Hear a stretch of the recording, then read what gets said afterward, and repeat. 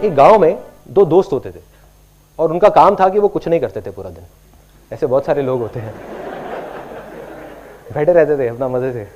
अब बैठे बैठे उन्होंने देखा कि जो गांव की औरतें हैं वो पानी का जो मटका होता है वो भर करके जाती हैं 1 किलोमीटर दूर धीरे धीरे धीरे धीरे और वहां से पानी भर के लाती हैं। क्यों? क्योंकि उस गांव में सूखा था, उस गांव में पानी नहीं था, तो एक दूर नदी में जाना पड़ता था पानी लेने के लिए 1-1.5 किलोमीटर दूर। तो वो जाती हैं, पानी लेकर के आती है, दिन के 2 चक्कर लगाती है, फिर भी शाम तक आवाज आती है, अरे पानी खत्म हो गया, पानी खत्म हो गया, पानी खत्म हो गया। मतलब पानी जितना भी ले हो कम पड़ जाता है। तो उन्होंने आइडिया लगाया, उन्होंने कहा यार एक काम करते हैं, इनके बिहाफ पर हम जाएंगे मटका लेकर के और 25-25 पैसे लेंगे गांव वालों से। हम कहेंगे ठीक है हम गांव जाएंगे और लेके आएंगे मटका। कहते बढ़िया यार चल करते हैं, खाली बैठे हैं, इससे अच्छा कुछ तो कर लेते हैं। अब वो करना शुरू कर देते हैं, काम चल पड़ता है क्योंकि लोगों की जरूरत थी। लोगों ने उनको 25-25 पैसे देना शुरू किया और उन्होंने मटके लाने शुरू करे। शुरू में 5 मटके लाए, फिर 10 लाए, फिर 20 लाए, दिन में 40-40 मटके लाने लग गए। ऐसे ही करते करते करते करते मटके लाते लाते 10 साल निकल गए। 10 साल बाद उनका जो एक दोस्त था जिसने बोला था कि यार कुछ करते हैं, उसने कहा कि भाई ऐसे कब तक चलेगा, मैं रोज सुबह जाता हूँ और रात तक हम मटके ढोते रहते हैं। आज तो हमारे पैरों में दम है, घुटनों में दम है, आज हम कर पा रहे हैं, कल को मैं बीमार पड़ गया, कुछ हो गया तो मेरे घर का चूल्हा कहां से जलेगा। दूसरे दोस्त ने कहा अरे शांति से बैठना यार, मजे तो आ रहे हैं, क्या जरूरत है तेरे को पंगे लेने की। जैसे आप लोगों के साथ भी बहुत बार हुआ होगा, आपने कहा होगा कुछ करते हैं यार, अपने किसी दोस्त को जाकर चल हट।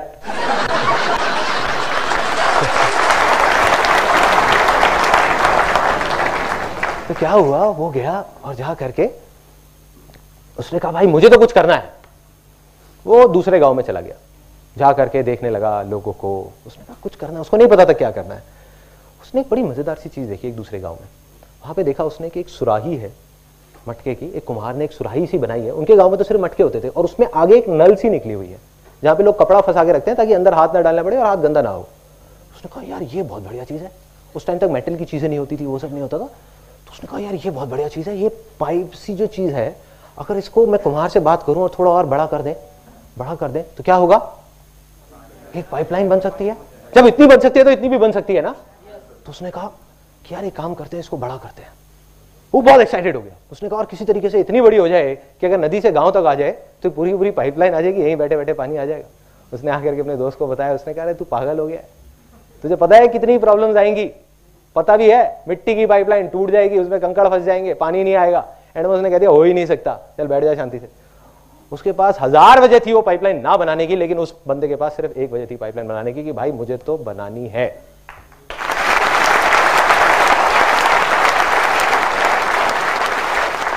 उसने पाइपलाइन पे काम शुरू कर दिया। प्रॉब्लम्स आई, ऐसा नहीं है कि प्रॉब्लम्स नहीं आई, सबको आती है।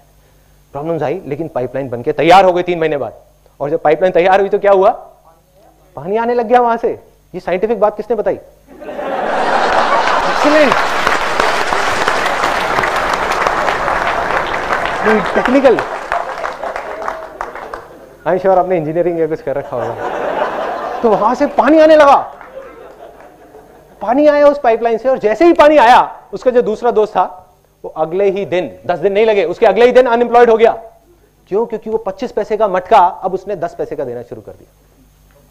क्योंकि अब तो पाइपलाइन लग गई, दिन के 100 मटके भी दे सकते हैं, 1000 भी दे सकते हैं, 10,000 भी दे सकते हैं। और जैसे ही ये पाइपलाइन लगी और गांव के लोग भी आने लग गए उसके पास, कहते यार हमारे भी गांव में एक पाइपलाइन लगा दो, हमारे भी गांव में पाइपलाइन लगा दो, हमारे भी गांव में पाइपलाइन लगा दो।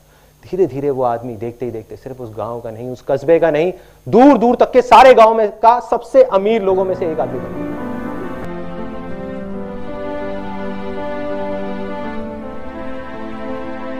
पिछले महीने मेरे को जवाब मिल गया, सब कुछ समझ आ गया कि क्या फर्क है। मैं रोज की तरह अपने घर के पास वाले एक पार्क में वॉक कर रहा था और एकदम से ही बहुत तेज बारिश शुरू हो गई। बारिश होने लगी एकदम तेज। तो मैंने इमीडिएटली अपने हाथ ऐसे रखे ताकि मेरे चश्मे पे पानी ना आए और जा करके सीधा एक शेड के नीचे चला गया। उसके कुछ सेकंड्स के अंदर अंदर उस शेड के नीचे और भी बहुत सारे लोग इकट्ठे हो गए। लोग तरह तरह की बातें कर रहे थे, मैं अपने आसपास में सुन रहा था। लेकिन मैंने एक चीज नोट करी कि ज्यादातर लोग, उनका ध्यान बारिश की तरफ नहीं था, बारिश की वजह से होने वाली जो प्रॉब्लम्स थी उसकी तरफ था। जैसे मेरे यहाँ पे थोड़ा सा आगे जाकर के 2 लड़के खड़े हुए थे, वो आपस में बात कर रहे थे कि भाई आज ट्रैफिक का बड़ा बुरा हाल होने वाला है, बारिश इतनी तेज हो रही है। तो वो इस तरीके की बातें कर रहे। एक वहाँ पे अंकल जी थे पीछे, वाइफ को बोल रहे थे कि भाई मैंने तेरे को पहले ही कहा था कि छाता रख ले, छाता रख ले, अब देख मैं ऑफिस के लिए लेट हो जाऊंगा। तो इस तरह की बातें हो रही थी, तरह तरह की। तभी मैंने एकदम से देखा कि सामने से, मतलब मैं यहाँ खड़ा हुआ था, मेरे यहाँ पे एक लड़का खड़ा हुआ था, मुझे अभी भी एग्जैक्ट याद है। वो लड़का इनफैक्ट वो काफ़ी बड़ा कैरेक्टर था, बहुत सीरियस, मतलब बहुत टेंशन में था वो। हुआ क्या था, उसकी जेब में एक नोट पड़ा हुआ था जो गीला हो गया था, 20 रुपए का। तो उसको हिला हिला करके सुखाई जा रहा, उसको फूंक मार रहा और ये सब चीज़ें। तो मैं पहले, मेरा ध्यान उसकी तरफ था, फिर मैंने जैसे ही उधर देखा तो उधर से एक आदमी आ रहा था शेड की तरफ। उसका भी एक हाथ ऐसे था,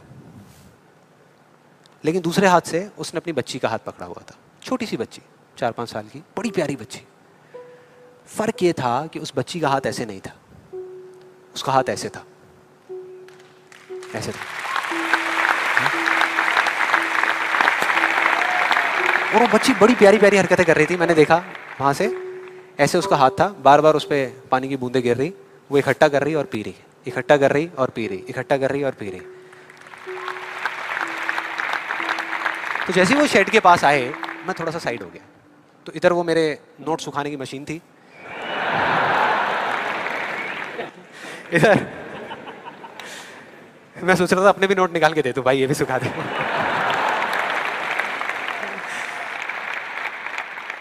इधर वो बच्ची खड़ी हुई थी, वो छोटी सी प्यारी सी, और मेरा फिर पूरा ध्यान उस बच्ची की तरफ ही था, इतनी इतनी प्यारी बच्ची। और इधर उसके पापा अपने मोबाइल पे कुछ काम कर रहे थे।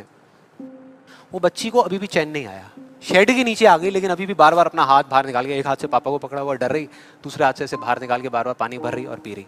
कभी पानी भर रही, अपने मुंह पे फेंक रही। फिर थोड़ी देर बाद पता नहीं उसके मन में क्या आया, उसने अपने पापा से पूछा कि पापा, ये बारिश रोज क्यों नहीं होती? बड़ा अजीब सा क्वेश्चन था। उसके पापा ने कहा, वो अपने मोबाइल पे लगे हुए थे, हाँ बेटा होगी होगी, रोज होगी, रोज होगी, रोज होगी। वो बच्ची फिर अपने खेल में लग गई। फिर थोड़ी देर बाद पता नहीं क्यों उसने दोबारा से पूछा अपने पापा से, बताओ ना पापा, रोज क्यों नहीं होती?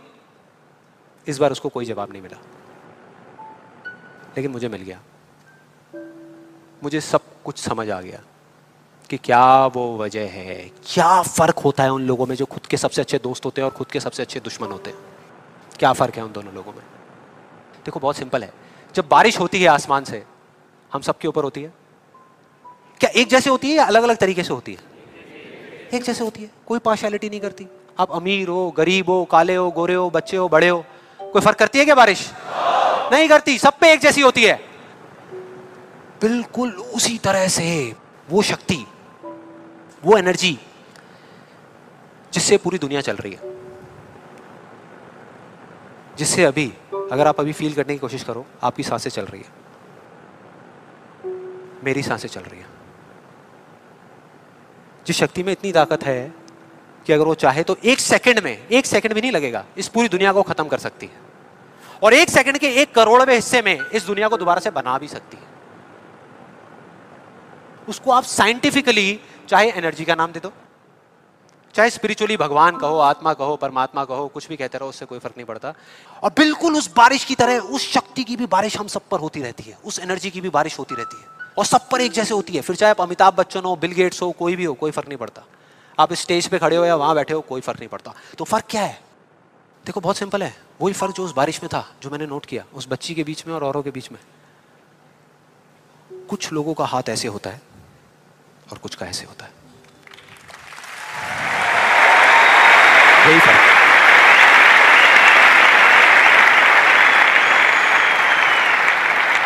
जिनका ऐसे होता है, वो बारिश उन पर होती तो है, लेकिन छू करके बह जाती है, चली जाती है, उनके अंदर तक नहीं जा पाती, अपना काम नहीं कर पाती।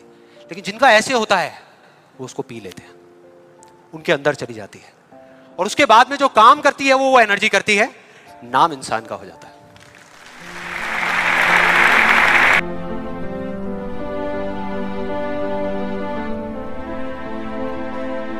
ये कहानी है 2 बच्चों की जो एक गांव में रहते थे।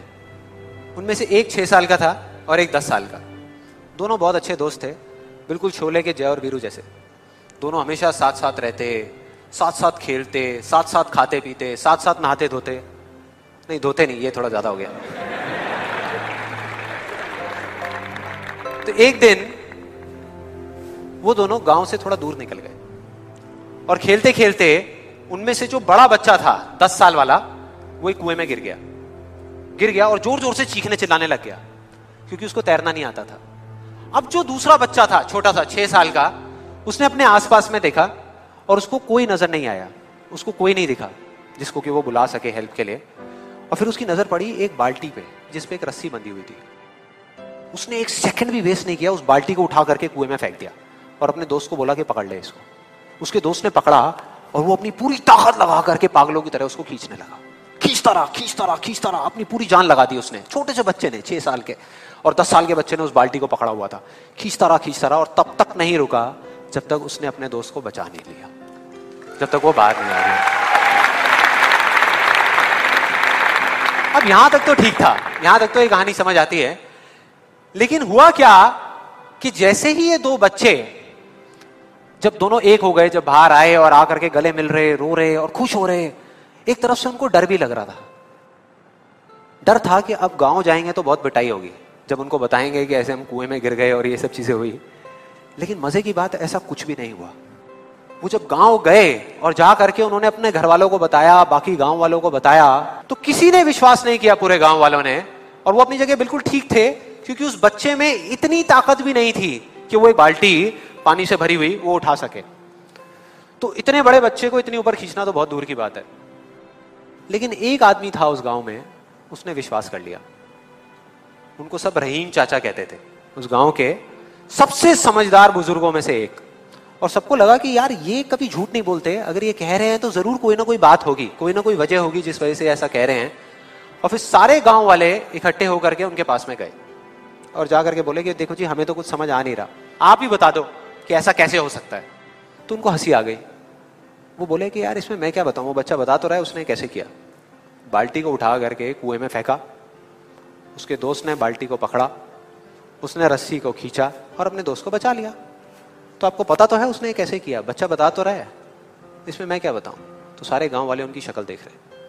फिर कुछ देर बाद वो बोले कि सवाल ये नहीं है कि वो छोटा सा बच्चा ये कैसे कर पाया, सवाल ये है कि वो ये क्यों कर पाया, कि उसके अंदर इतनी ताकत कहां से आई है।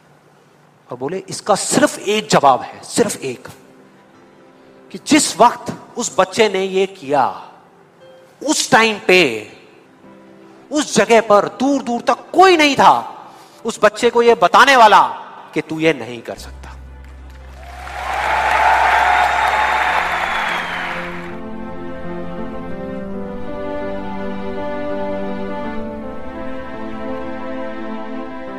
आज से बहुत साल पहले मैंने एक कहानी सुनी थी जिसका एक बहुत बड़ा इंपैक्ट हुआ था मेरी लाइफ में। ये कहानी है एक ऑफिस की और उसके एम्प्लॉइज की। एक बार एक ऑफिस में जितने भी एम्प्लॉइज सुबह सुबह जब ऑफिस आते हैं अपने अपने कैबिन में, तो उनकी डेस्क के ऊपर एक लेटर पड़ा होता है, एक लेटर रखा हुआ होता है। और उस लेटर में लिखा था कि वो इंसान, इस कंपनी का वो एम्प्लॉय जिसकी वजह से आपकी प्रमोशन नहीं हो रही थी या जिसकी वजह से आप आगे नहीं बढ़ पा रहे थे, उसकी डेथ हो गई, वो मर गया।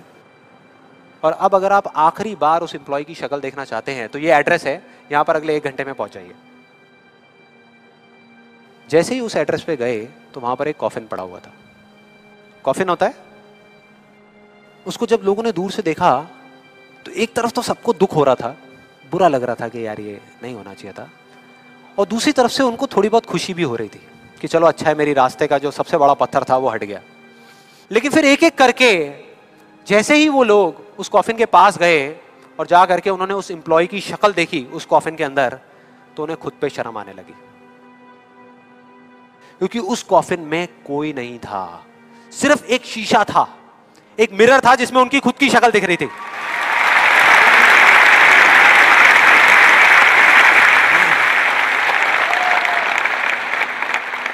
हम सब भी तो यही करते हैं अपनी लाइफ में कि सारा ब्लेम उठा करके किसी सिचुएशन पे डाल दिया, किसी और इंसान पे डाल दिया, सब जगह डाल दिया सिवाय एक इंसान के, खुद पे।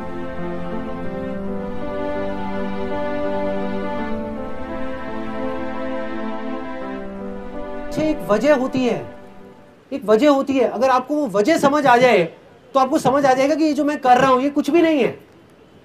जब तक वजह नहीं समझ आएगी तो लगेगा यार ये बहुत बड़ी चीज है। फॉर एग्जाम्पल, ये जो मैं कर रहा हूं ये कुछ भी नहीं है। मैं अभी आपको बताता हूं क्यों। There is a friend of mine, Goonj का नाम सुना है यहाँ पे किसी ने? गूंज, he is the founder of that, उसने वो गूंज शुरू किया है। तो मैंने उससे पूछा, मैंने कहा यार मेरे को ना इसमें इंटरेस्ट नहीं है कि तुमने इतना बड़े लेवल पे ये चीज़ करी और आज इतने सारे गांव में इतनी अच्छी चीज़ें हो रही हैं, इतने सारे लोगों को कपड़ा मिल रहा है, इतना कुछ अच्छा हो रहा है इंडिया में, मुझे इस चीज़ में इंटरेस्ट नहीं है। मुझे इस चीज़ में इंटरेस्ट है कि ये चीज़ की शुरुआत कहाँ से हुई। उसने बताया कि मैं जब जर्नलिस्ट था तो मैं ना पुरानी दिल्ली गया था एक स्टोरी करने के लिए। तो वहाँ एक आदमी है जो काफ़ी एजेड है, वो रिक्शे पे रोज लाश उठाने का काम करते हैं। मतलब ठंड में जो लोग मर जाते हैं पुरानी दिल्ली साइड में, तो पुलिस वालों ने उनको कॉन्ट्रैक्ट दिया हुआ है, एक लाश का 20 रुपए या 30 रुपए ऐसे कुछ मिलता है उनको, और वो जा करके उसको छोड़ के आ जाते हैं। उसके बाद में उसकी छोटी सी बेटी ने एक ऐसी बात बोल दी जिसकी वजह से मेरे अंदर वो बारूद भर गया जो कभी ना कभी तो फटना ही था, और वो फट गया और गूंज बन गया। क्या बोला उस बच्ची ने? कहती कि जब ठंड ज्यादा होती है ना तो कई बार मैं क्या करती हूँ, छोटी सी बच्ची, सोचो जरा, कि ना एक लाश से लिपट करके सो जाती हूँ, एक लाश से लिपट करके सो जाती हूँ, क्योंकि कम से कम वो लात नहीं मारती, वो मारती नहीं है पलट करके।